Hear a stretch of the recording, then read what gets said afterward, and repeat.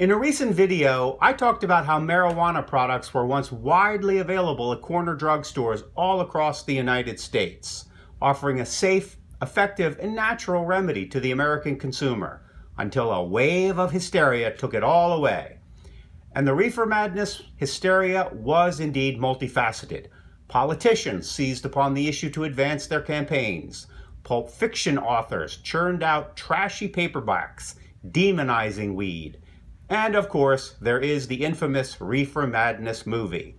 But there were other forces which dealt the death blow to legal marijuana in the United States.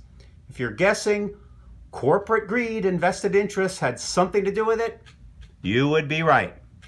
I'm going to tell you how a process developed by the U.S. Department of Agriculture that could have turned hemp into a valuable natural resource that would have benefited America prompted greedy vested interests to push through the Marijuana Tax Act of 1937 to get rid of hemp once and for all. I'm Stoner Dave. Let's dive right into it. Dave's not here, man. So, in my last video, I talk about how hemp had been used for thousands of years to make rope, fabric for clothing, paper, and of course, for its medicinal purposes. Hemp had such great potential because it grows, well, like a weed. The problem hemp faced was that hemp fibers tend to be coarse, so don't make the smoothest fabric. And while you can use it to make paper, the quality was not that great. That is, until U.S. Department of Agriculture chief scientists Jason Merrill and Lister Dewey published a paper in the USDA Bulletin number 404 called Hemp Herds as a Paper-Making Material. In the paper, the scientists outlined a process which they said would make the herds used to make paper from hemp just as good as those made from wood. And hemp has a lot of advantages over wood. First of all, you get 3 or 4 times more usable fiber per year than you do from trees. You don't need pesticides or herbicides. It only takes about 3 or 4 months for hemp to mature, while trees take 20 to 80 years. Hemp paper does not need toxic bleaching or as many chemicals as wood paper. Hemp paper can be recycled up to 8 times, compared to just 3 times for paper made from wood. Hemp fibers also resist decomposition. They don't yellow or brown with age. And it's one of the strongest natural fibers in the world. Even better, in the 1930s, a machine called the decorticator became commercially available, which can mechanically separate fibers from the hemp plant, thus making mass-produced hemp fiber a reality. So, of course, the people who stood to lose out from these developments had to get together to stop it. These 3 guys, aka the axis of evil in particular, got together to do just that. But instead of trying to make weed illegal, they decided it would be better to just make it irrelevant by getting it taxed so heavily so as to make it economically unviable.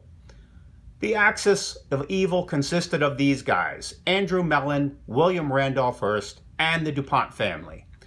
So, newspaper magnate William Randolph Hearst realized that cheap, sustainable, and easily grown hemp could threaten his extensive investments in timber.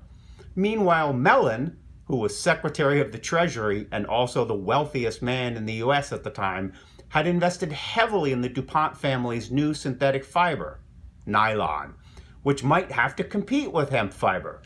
So, just to be clear, spokespersons from DuPont now dispute they were involved in passing the Marijuana Tax Act, but my opinion is they were. And of course, there was also this expletive, who was also making a name for himself by posing as a crusader against the evil weed. You can see here how he framed the argument.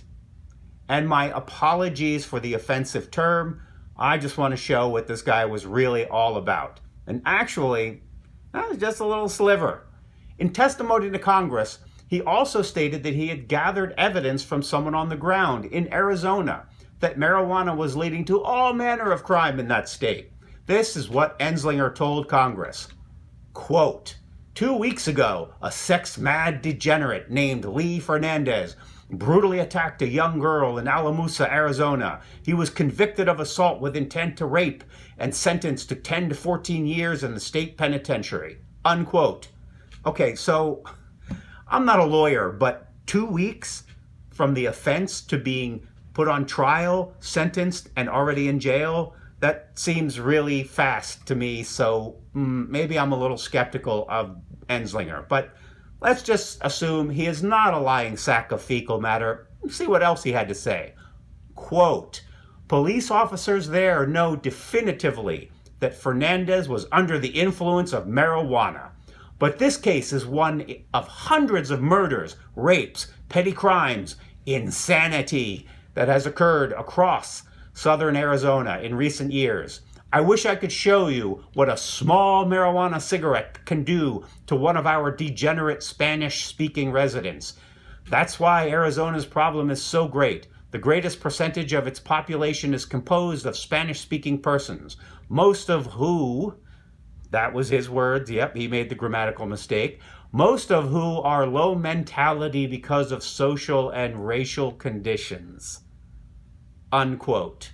Those are his words. And again, my apologies to the Latino community for repeating those very disparaging comments.